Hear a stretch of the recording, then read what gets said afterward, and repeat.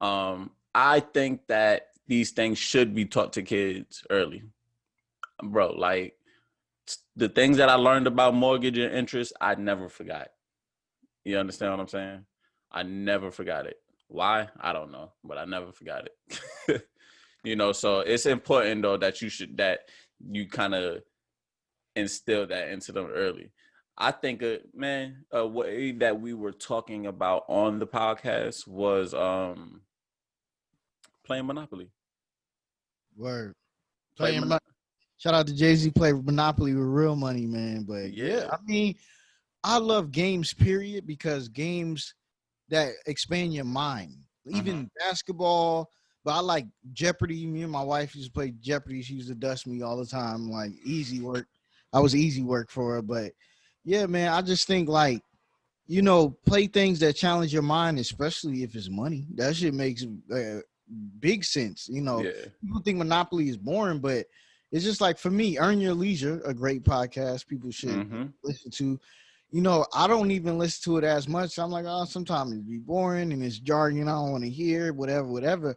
But if I was at home and stuff like that, and even I'll probably do it now, I have to dedicate time like a class to just sit and listen and write down some things. I think I'm going to start doing that. Is like, I'm going to go to Earn Your Leisure school, and I'm just going to like sit here and with a notepad, and I'm going to start looking at episodes that I might want to get into, and get into that. And Earn Your Leisure is a good way to introduce yourself to financial literacy. Oh yeah. And shout out to Earn Your Leisure, because that is a good podcast. And sure, you talk about go to Earn Your Leisure school. They do have basically a little school that you could go to and learn some of the things that you want. EYL University. I ain't even really trying to push no ad like that, but it's all love, because they're Black and they doing something great. They giving us something we never had, and that's financial literacy, man. Because it's like, for me, I got Chase Bank, and they have a great thing on there, and it tells you where all your money is going. If it's going to travel, if it's going to food, this and that. Now, we was trying to figure out like our bills and how to get them down, and we got them all down to the lowest.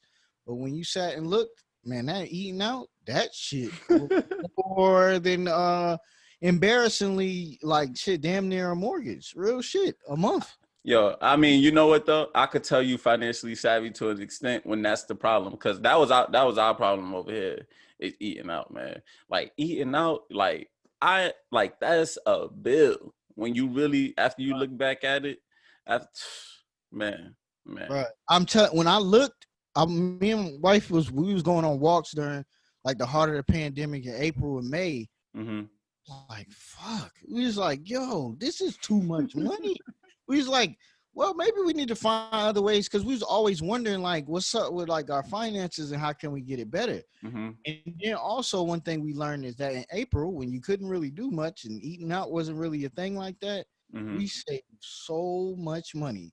So for financial literacy, this is like, in a nutshell, for me, the simple way is to sit down, probably go back, a couple months, especially the month like April where a lot of shit was closed, and then see what you did not buy and shit you did not need, and live by that, and try to like, everything is in moderation. Like a diet is fucked up because it's like you kind of changing everything. But like everything is in moderation. If you spending 600 on eating out, try to cut it down to 300.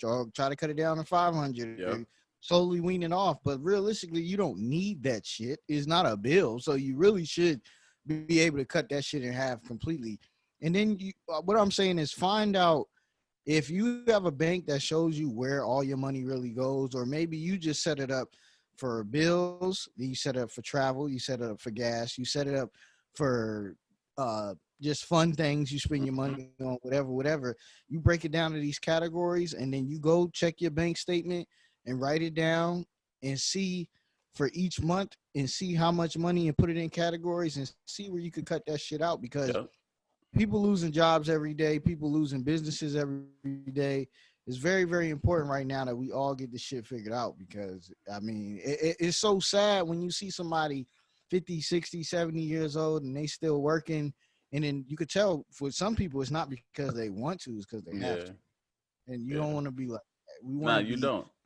traveling and living free. Yo, shout out to me and my wife's podcast, the PowerTrip Podcast.